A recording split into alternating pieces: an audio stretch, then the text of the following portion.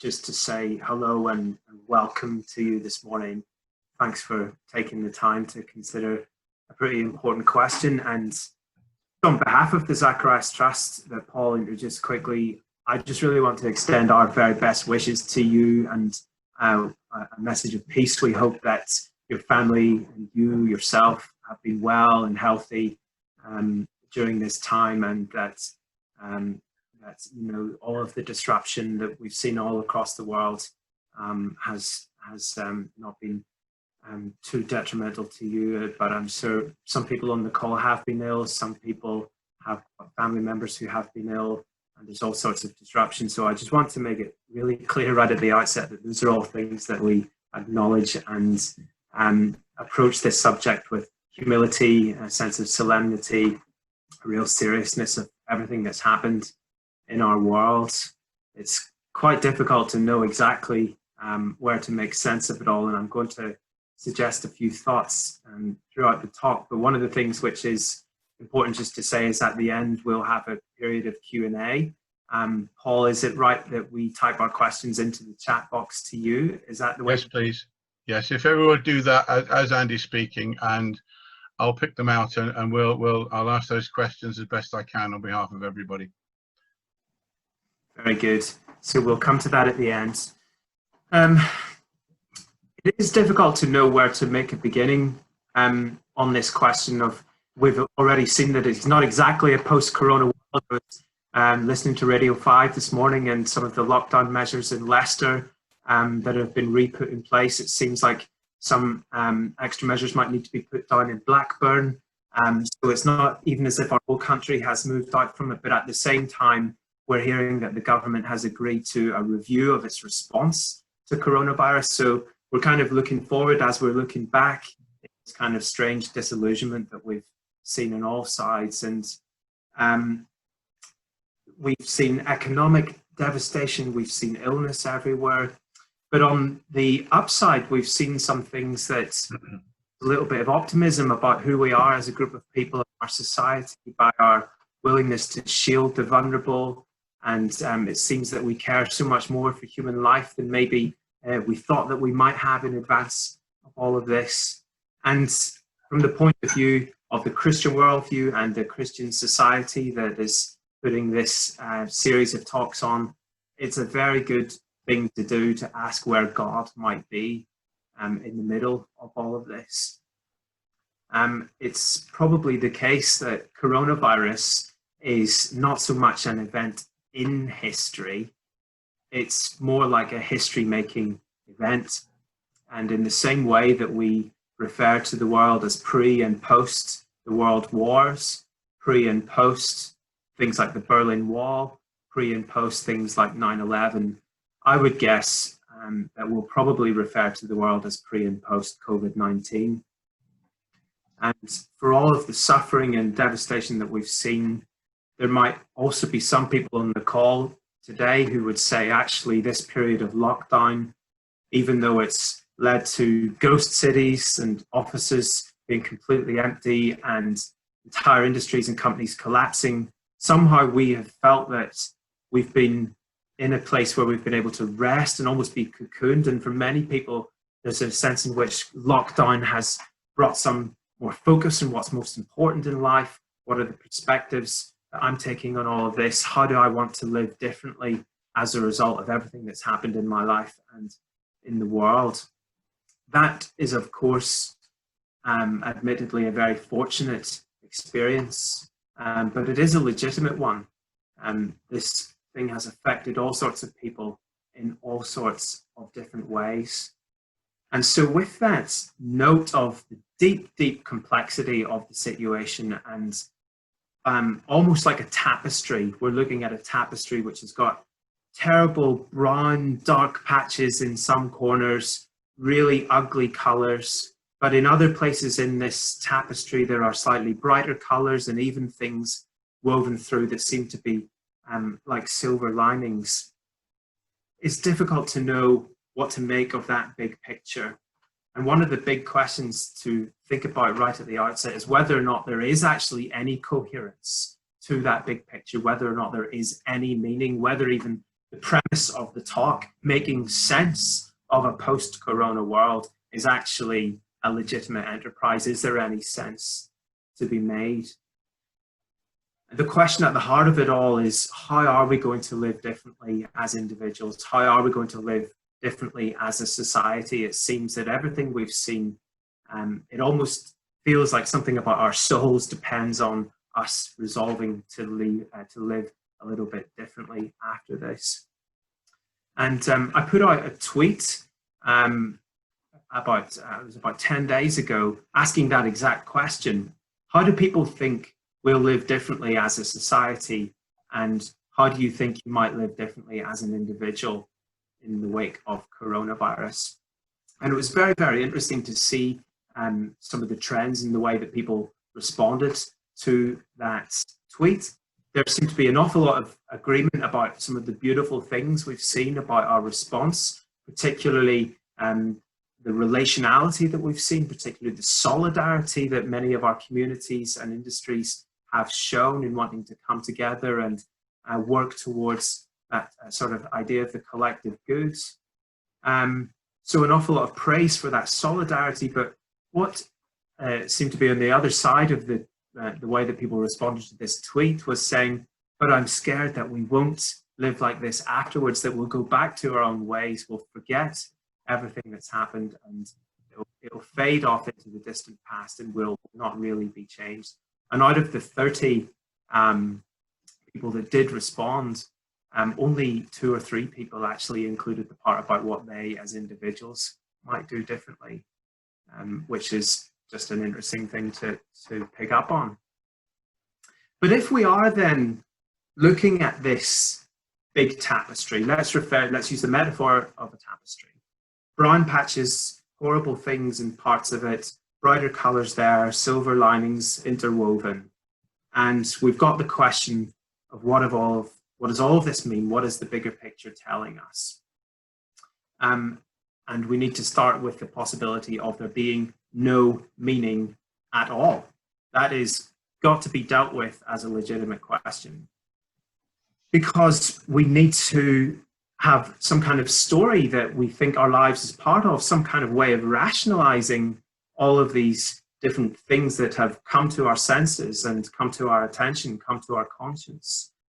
And the approach that I'd like to take with the talk is really one of reevaluating some of the stories that we used to think that our lives were part of, the things that we used to think were true about the world, our place in the world, mindsets that have been very prevalent, at least in the Western world for a few decades, ideas about individualism and having kind of sovereignty over our own lives, being true to ourselves, being the most important ethic to live by. That on the one hand, other ideas to do with material prosperity and consumption, no real limits on our ability to consume. And we used to think of our lives probably on some kind of trajectory of wealth like this, no real big obstacles to that, going to present themselves along the way as our capitalist system unfolds and we're able to generate more and more wealth. But I was in Sainsbury's 2 or 3 months ago, and I saw a wrestle for the toilet rolls.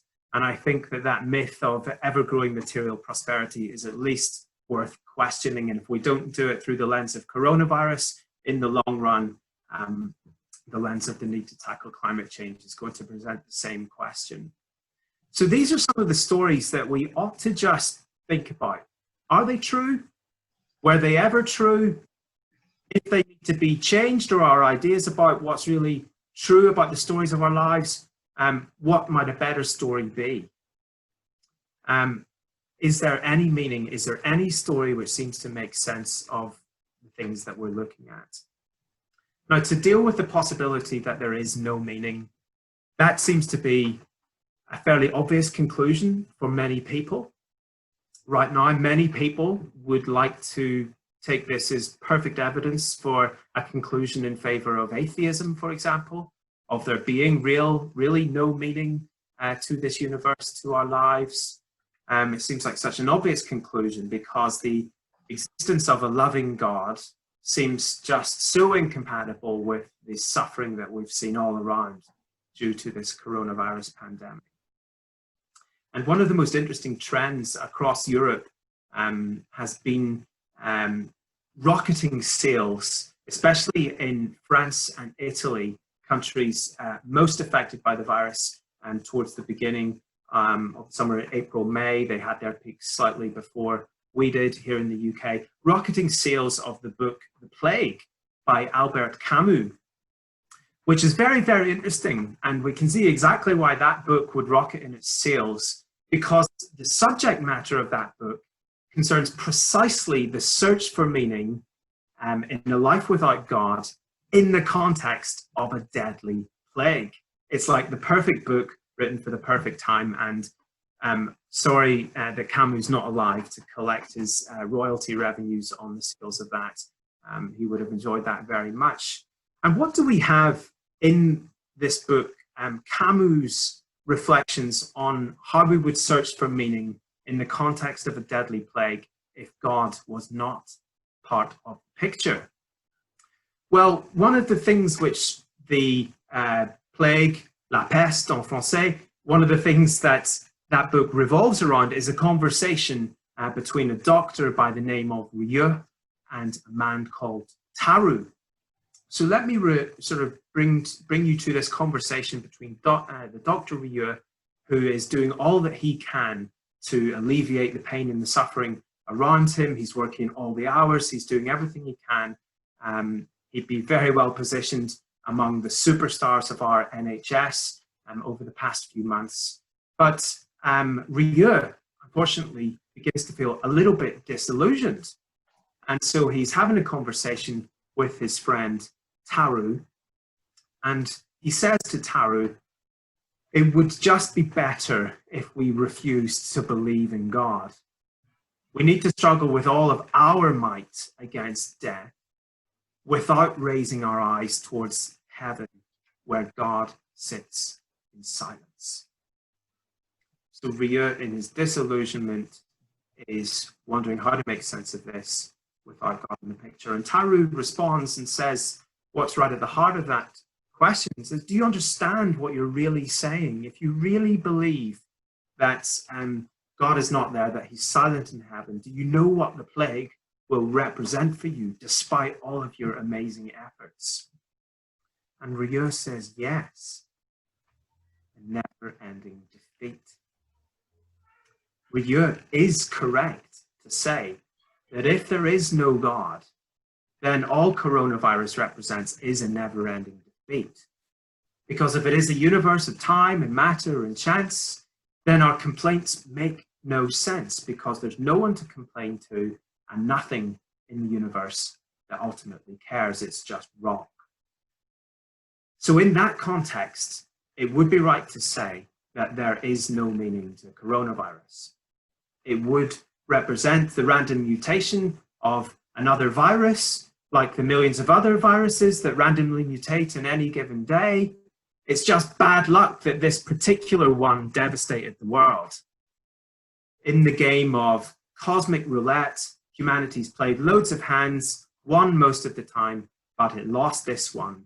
And in this game of cosmic roulette, it's a game where questions make no sense. The problem with that, though, is that we really believe our complaint is real and justified. And we really believe that the things we want to praise about our society's response to coronavirus do tell us things which are really true, which are really beautiful, which are really worth celebrating. We want to celebrate the heroism of the NHS, for example, the self-sacrifice of volunteers up and down the country, the shielding of the vulnerable, all of the sacrifice that's been made. We want to praise that and say that is morally good and it's true and it's beautiful. We want to celebrate it. We believe that there is a real moral difference between a priest in Italy. I don't know if you heard this story, a priest in Italy who gave up his ventilator in favor of a teenage girl that he'd never met. She survived, and a few hours later, he passed away. what a beautiful thing to do. We want to say that that's fantastic, and it's different from some of the teenagers around the north of England who, at the beginning of the lockdown period, were spitting at older people they saw on the street, seeming not to care that they might be infecting them with a disease that would eventually kill them. We want to say that there is really good and there is really evil in the world. It seems to be just a plain conviction of our hearts. So our complaints about coronavirus only make sense by keeping God in the picture. Because if we remove God from the picture, at the same time, we remove the possibility of an answer from the picture. So these stories of our lives that we're going to turn to, these stories of our lives are in fact informed by whatever God is up to in the world, by God's story, what God has done and is doing or will do in our world. C.S. Lewis, the Irish author, had a fantastic quote which speaks right to this issue. He said, God whispers to us in our pleasures. He speaks in our conscience, but he shouts in our pain. It is his megaphone to rouse a deaf world. And if that's the case, then we need to ask, what is it we think we've seen? What is it we think we've heard? What is this tapestry? Brown colours, horrible patches, yes, but brighter colours too. How can we make sense of all of this? So let me mention 3 parts of the story that we used to think our lives were part of, and see whether we've been able to look through our experience to something true at the other side of it. And the first is about this amazing relationship that we've discovered amongst our community, amongst our families, amongst people at all levels of society pulling together to try and get ourselves through this. Where exactly does that solidarity, our own souls, vulnerable not really to anything and dependent not really on anyone, all that mattered was that ethic of being true to ourselves. But that seems to be a myth which is under challenge. Maybe it's been completely blown apart. And we have a choice by looking at this thing, whether or not to change how we'll walk and go forward from this point, whether we'll walk in this new light. Families have been shown to need each other.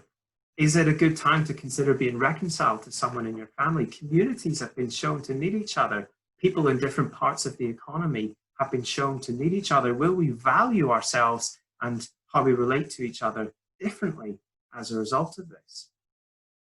And I think when we look at this and try to look through it, we see the natural reason why hundreds and thousands of amazing rainbows have been put up inside the windows of homes up and down the country. I bet represented on the call, there are plenty of kids that have drawn or painted rainbows and they're stuck up in your windows at home. I love walking along the street where I live to look at them all.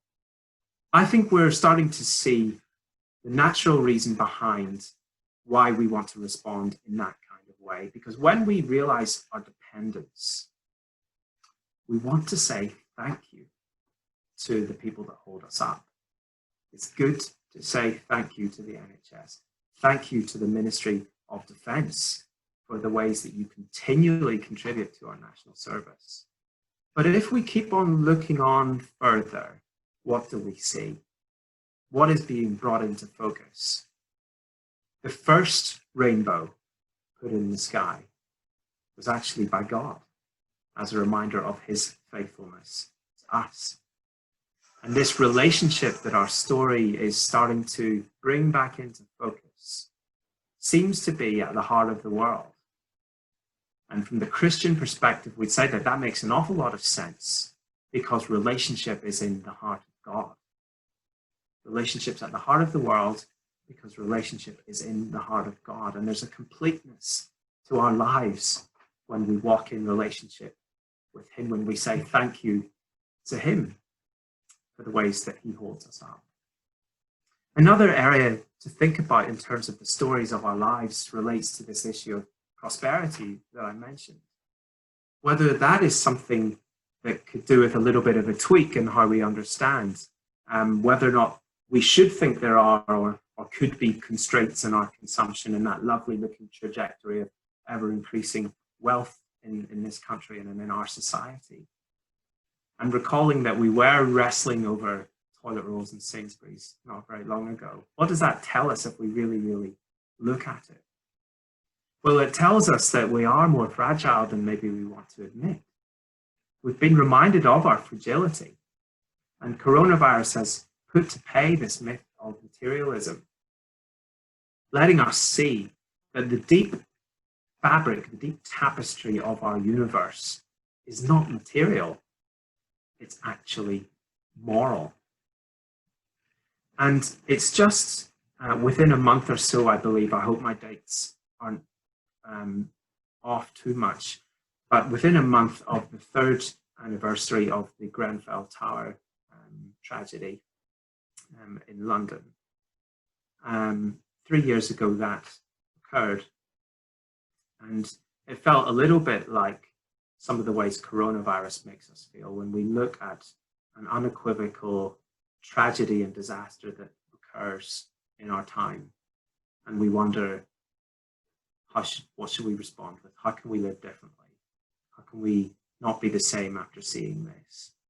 And there was an incredible poem written by the poet Ben Okri in response to the Grenfell Tower disaster.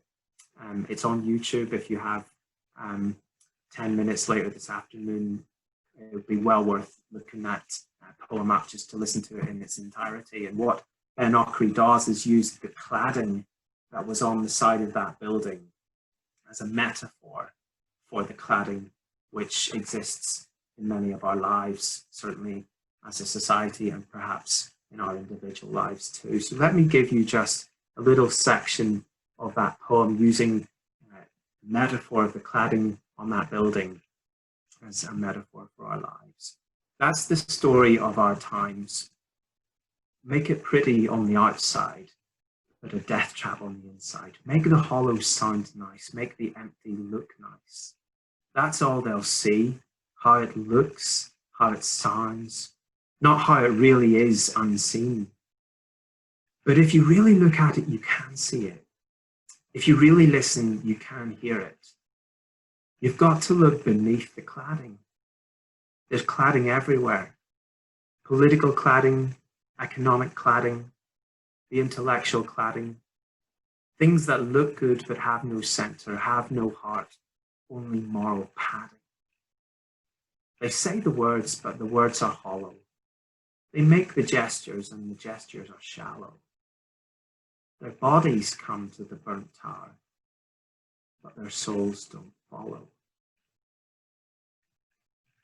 I think an echo of some of the points from Grenfell seem to be coming through again with coronavirus.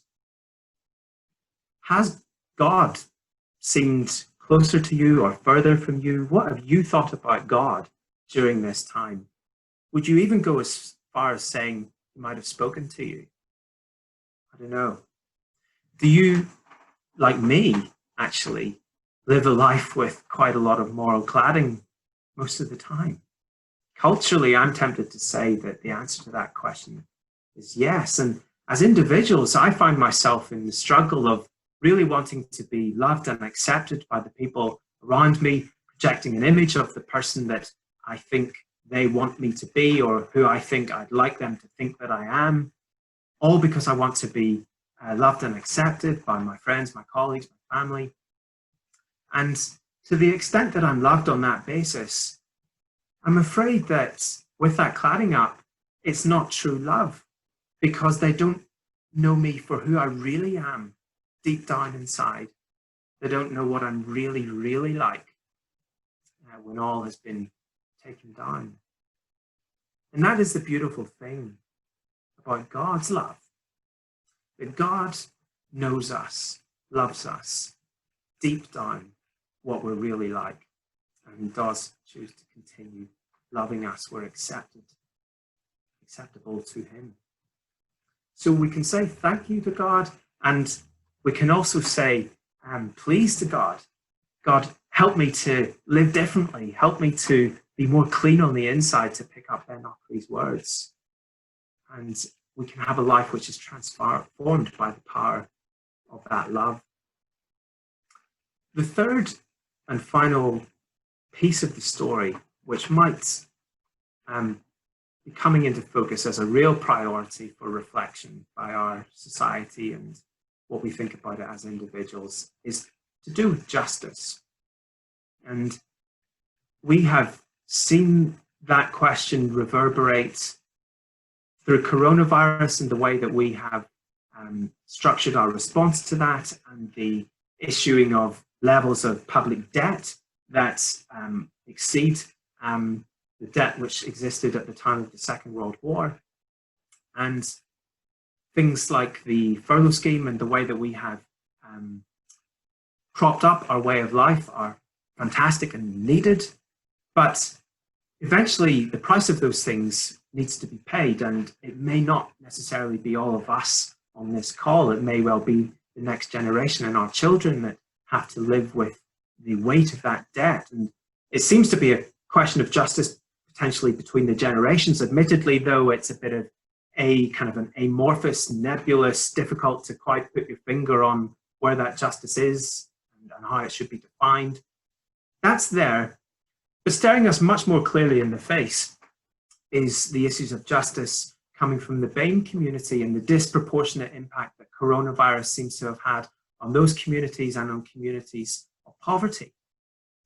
And we need to think about justice. Coronavirus has brought that right to the top of the agenda.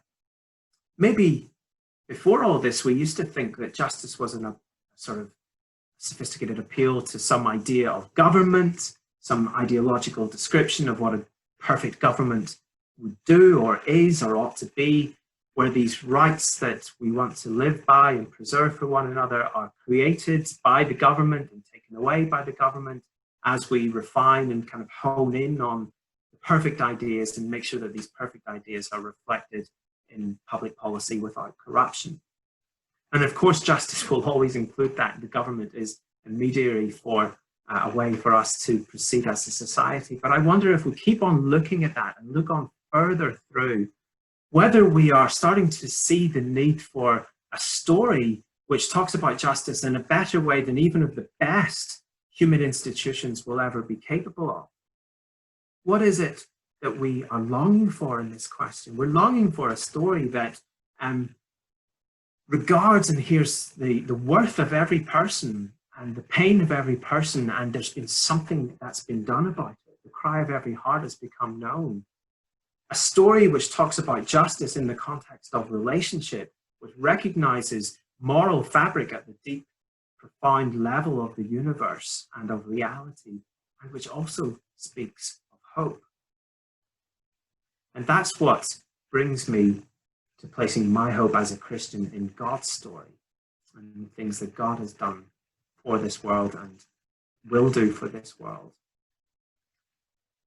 Going back to the 8th century BC, so a long time ago, the nation of Israel, who are the subject of some of the scriptures written at that time, were going through an experience which wasn't unlike some of the things that we're recognizing in our times today. Alienation from one another, economic questions and devastation in certain parts of their community, but with a sense also of what is also good and being able to recognize good things here and there when they see them, but with immense difficulty in living with that common sense of good consistently, and which led to the alienation and the devastation which that 8th century community records for us. And God sent along to them a man by the name of Micah, who turned out to be a prophet. And Micah he put his finger straight on the summary of all of these issues. He said, you guys know mercy, you aspire for justice. And the question then becomes, well, what is required of you? What is required in this context to overcome some of these other problems that you've got in the community. And Micah said to act justly, to love mercy, but thirdly, to walk humbly with God. And his prophecy continued to speak of a Messiah who would one day come and be their peace. Now, in terms of all of the things that you might have expected me to say on this talk, I don't know how much you thought about it in advance. What are some of the things that this guy's going to say? I don't know how you came to be here, whether it was a speculative invitation that you accepted at the last minute. Whether or not you would have included talking about relationship with God and the possible topics that would come up, I can't say. But I want to stress how very important it is making sense of this post-corona world. Because where we stand on this makes a difference very much in our own lives. There will be things we can understand about coronavirus in the abstract, in the kind of objective, third-person kind of way, things which are out there about the situation. And like scientists, we can all look in the test tube of the things that we've observed or the way that we feel and speak objectively in a third-person kind of way by way of reflection. And when we talk about the pain of losing someone, you may be someone who has lost someone due to coronavirus, or maybe you don't know anyone in that category, but because of this third-person thing which is possible, you have an analogy for that kind of pain and that trouble because you may have lost someone for another reason or due to something else which has happened in your past. You may know people in your family who have lost their jobs or lost their businesses due to coronavirus's economic impact. You may not be like that, but you're still able to have the analogy between the two situations because we have other precedents for economic disaster in our times. And we think back to 2008. We've got things which exist in the abstract which help us to make sense of different things as phenomena in a third person sort of out there kind of way.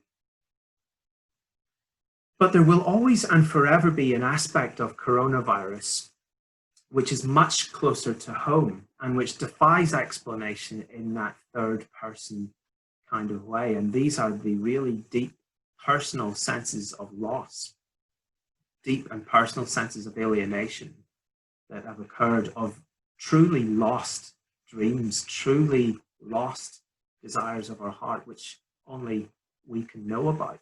The things which we can try to speak about with our friends and with our family, but there always seems to be a sense in which they can't quite step into that pain with us. They can't quite step into that experience and help us make sense. And that may well be true of other things that have caused you to suffer or feel pain in your life, maybe even something else which is going on for you right now. And the point that I'm trying to make is that it really matters that God is loving in this third person, abstract, objective kind of way. He is loving in that way. But what matters even more is that God can be said to be loving in that second person